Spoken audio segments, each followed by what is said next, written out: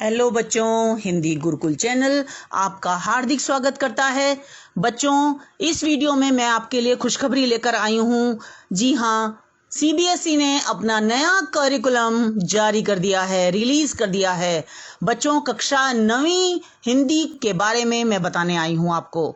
तो बच्चों, इस वीडियो को ध्यान से देखेंगे और सबसे पहले हम हार्दिक धन्यवाद अदा करते हैं सीबीएसई को कि उन्होंने समय रहते इसे जारी कर दिया है, जिससे बच्चों के लिए परीक्षा की तैयारी करना, पढ़ना अब और भी आसान हो गया है। बच्चों को बहुत मदद मिलेगी इससे।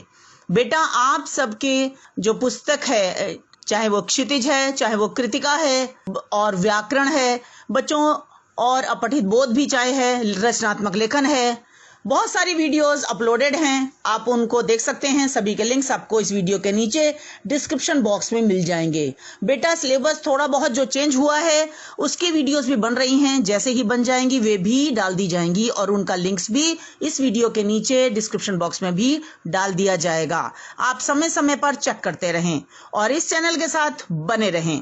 आइए विस्तार से जानते हैं कि सीबीएसई ने क्या बदलाव किए हैं। बच्चों, आपकी पुस्तक जो है वो हिंदी कोर्स ए की पुस्तक है, जिसका कोड संख्या है 002 यानी 002। और बच्चों, पहला आपका जो प्रश्न होता है वो अपठित से होता है। तो अपठित गद्यांश आपके सिलेबस में है, अपठित काव्यांश तो हटा ही दिया गया है। अब इसको समझ लेते हैं बेटा। पहला प्रश्न अपठित गद्यांश का, जो आपकी चिंतन क्षमता और अभिव्यक्ति कौशल पर आधारित होता है। इसमें आपको लघुत्तरात्मक प्रश्न पूछे जाएंगे। एक अपठित गद्यांश होगा 100 से 150 शब्दों के बीच। बच्चों, 2-2 अंकों के 4 प्रश्न होंगे और 1-1 अंक के 2 प्रश्न होंगे। इस तरह से 10 अंक का ये प्रश्न होगा आपका। फिर आता है व्याकरण। तो बच्चों, व्याकरण में आपका जो सिलेबस है उसको वो 16 नंबर का आएगा। उसका डिवीजन कैसे किया गया है वो समझते हैं।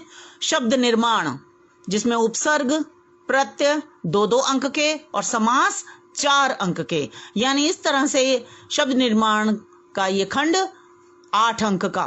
अर्थ की दृष्टि से वाक्य भेद। बच्चों, अर्थ की दृष्टि से वाक्य 8 प्रकार के होते हैं, ये 4 अंक का आएगा। अलंकार, बच्चों अलंकार रखे गए हैं और अलंकार में शब्द अलंकार कौन से हैं? अनुप्रास, यमक, श्लेष। और अर्थ अलंकार में उपमा, रूपक, उत्प्रेक्षा, अतिशयोक्ति और मानवीकरण। बेटा, 4 अंक का इससे प्रश्न आएगा। तो इस तरह से बेटा देखा जाए तो 16 अंक ये व्याकरण के हो गए। अब यहां देखिए बेटा, ये क्षितिज आपकी पाठ्य पुस्तक है, जो मुख्य पाठ्य पुस्तक है, इससे संबंधित और कृतिका जो पूरक पाठ्य पुस्तक है, इसका डिवीजन कैसे किया गया है। गद्य खंड, क्षितिज के निर्धारित पाठों में से गद्य के आधार पर विषय वस्तु का ज्ञान, बोध, अभिव्यक्ति आदि पर 3 प्रश्न पूछे जाएंगे, जो 2-2 अंक के होंगे। तो टोटल 6 अंक का हो गया ये वाला।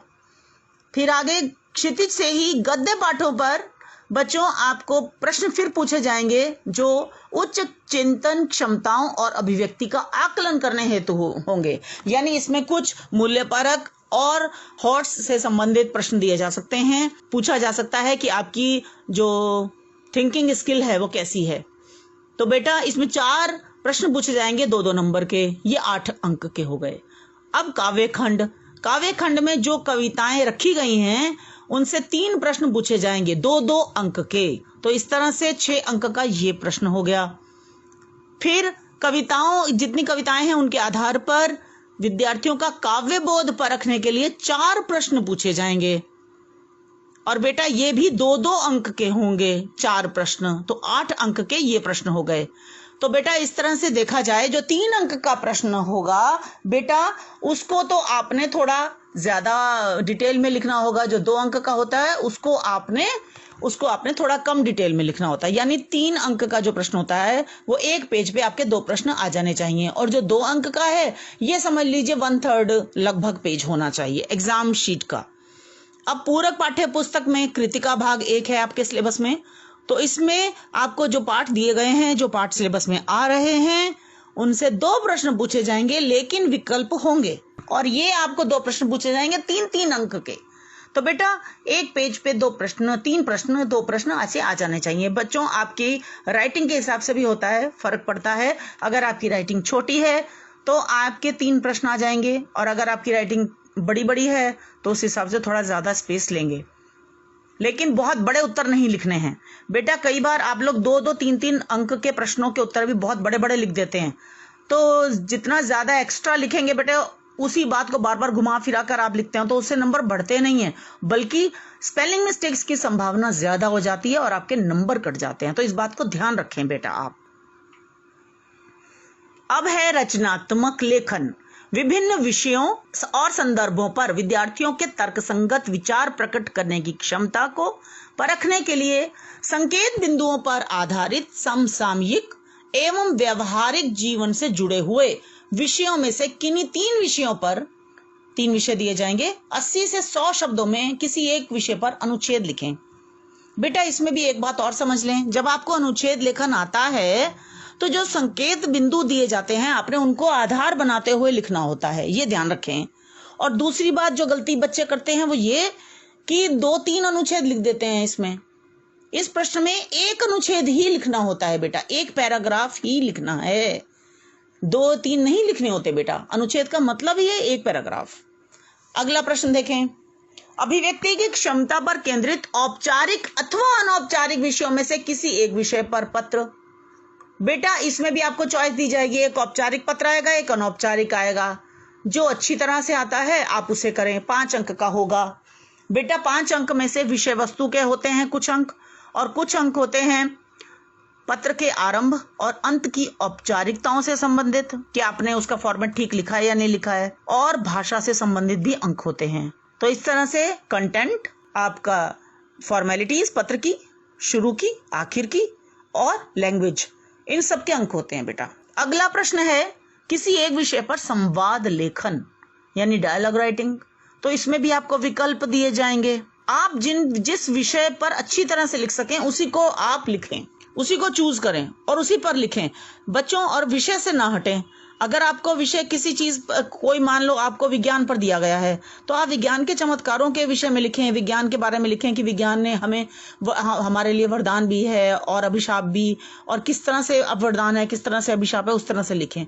ये मेल मिलाप की बातों को जब आप संवाद लिखते हैं तो उन्हीं को ज्यादा लंबा नहीं खींचना होता है ना।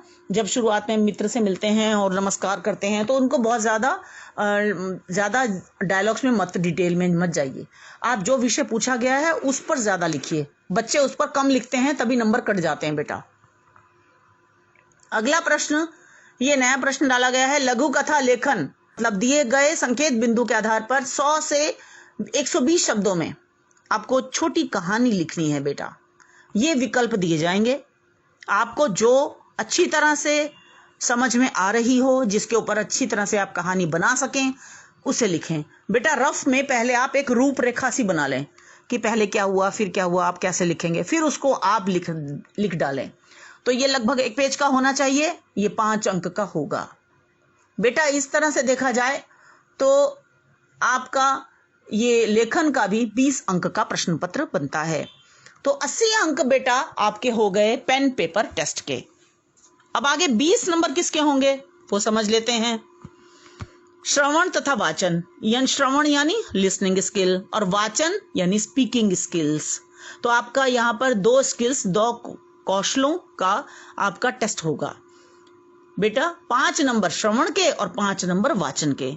ये हर स्कूल अपने हिसाब से डिसाइड करता है कि टीचर बताएंगी आपको आपकी कि किस तरह से आपका ये डिस्ट्रीब्यूशन होगा, किन आधार पर आपके मार्क्स होंगे, किन आधार पर वो प्रश्न पूछेंगी, उस तरह से।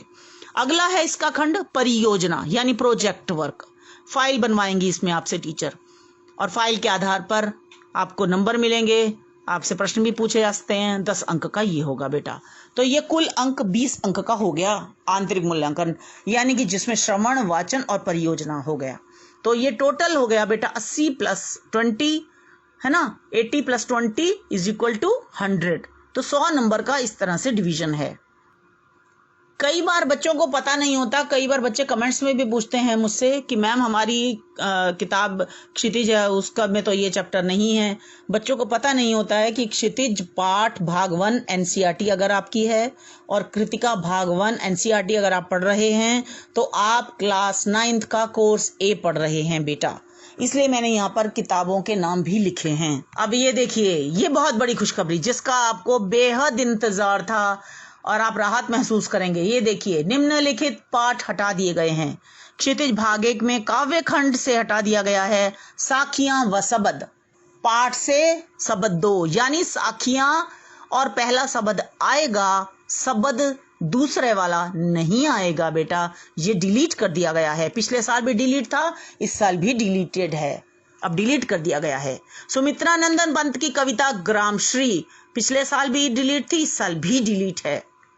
ये जो पाठ डिलीट किए गए हैं बेटा फिलहाल 2020-21 के लिए किए गए हैं। केदारनाथ अग्रवाल की कविता चंद्र गहना से लौटती बेर, ये भी हटा दिया गया है इस साल के लिए। सर्वेश्वर दयाल सक्सेना मेघ आए, चंद्रकांत देवताले यमराज की दिशा। तो इस तरह से बेटा 5 कविताएं आपकी, 5 कविताओं में से मतलब 4 कविताएं तो पूरी हटा दी गई हैं और कबीर में से एक शब्द हटा दिया गया है। जो कबीर का है उसमें पूरे में से केवल शब्द दूसरा हटाया गया है, ये ध्यान रखें। साखियां आएंगी, शब्द पहले वाला आएगा। और गद्य खंड में देखें, श्यामा चरण दुबे का पाठ है उपभोक्तावाद की संस्कृति, ये हट गया है। चपला देवी नाना साहेब की पुत्री देवी मैना को भस्म कर दिया गया। महादेवी वर्मा का पाठ मेरे बचपन के दिन। हजारी प्रसाद द्विवेदी का पाठ एक कुत्ता और एक मैना, ये सारे पाठ हटा दिए गए हैं, यानी 4 पाठ हटा दिए गए हैं, 4 कविताएं हटा दी गई हैं और एक कविता कबीर में से दूसरा पद हटा दिया गया है। काफी सिलेबस हटा दिया गया है क्योंकि बच्चे ऑनलाइन क्लासेस ले रहे हैं, बच्चों को मुश्किलें आ रही हैं और बेटा इसी वजह से आप चैनल का फायदा उठा सकते हैं। आप देखिए और उस पर अपने कमेंट्स दीजिए और बेटा आपके कमेंट्स का मुझे इंतजार रहता ही है। अब देखें कृतिका भाग 1 जो आपकी पूरक पाठ्य पुस्तक है, उसमें फणीश्वर नाथ रेणु का पाठ है इस जल प्रलय में, ये हटा दिया गया है। शमशेर बहादुर सिंह का पाठ किस तरह आखिरकार में हिंदी में आया, ये भी हटा दिया गया है। तो बेटा इस तरह से आप देखें तो लगभग 35-40% सिलेबस कम हो चुका है, मतलब 30% तो बिल्कुल कम हो ही चुका है। तो बेटा उस तरह से आप बहुत अच्छी तरह से अब तैयारी कर सकते हैं।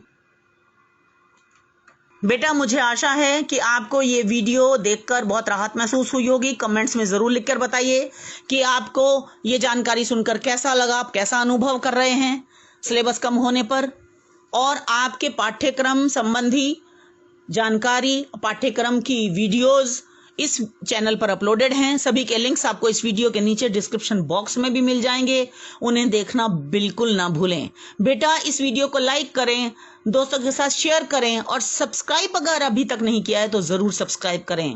बेल आइकन को बेटा जरूर क्लिक करें क्योंकि बेल आइकन को क्लिक करेंगे तो नोटिफिकेशन मिलती रहेगी, जैसे ही हम डालेंगे सूचना मिल जाएगी आपको कि कोई नई वीडियो डाली गई है, आप तुरंत देख सकते हैं। इसके अतिरिक्त बेटा अगर सीबीएसई कुछ और आगे हेर फेर करता है, कुछ और बदलाव आता है तो आपको इसी चैनल पर मैं तुरंत सूचित करूंगी, इसलिए बने रहिए इस चैनल पर। धन्यवाद प्यारे बच्चों, मिलते हैं अगली वीडियो में।